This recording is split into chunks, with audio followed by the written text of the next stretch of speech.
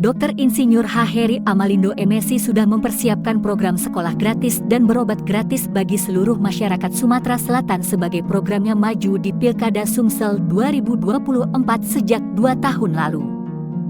Pada injury time yaitu Selasa, 27 Agustus 2024, Heri Amalindo mendapat kabar bahwa DPP PDIP memutuskan mengusung politisi Partai Gerindra sekaligus mantan Wali Kota Palembang 2 periode Insinyur Haedi Santana Putra MT dan politisi PDIP sekaligus cucu mantan Ketua DPRD Provinsi Sumsel Haji Rieski Aprilia, era.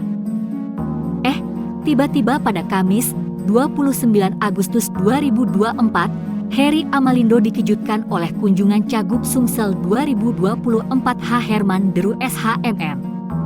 Heri yang tengah patah hati tentu senang mendapat kunjungan tersebut.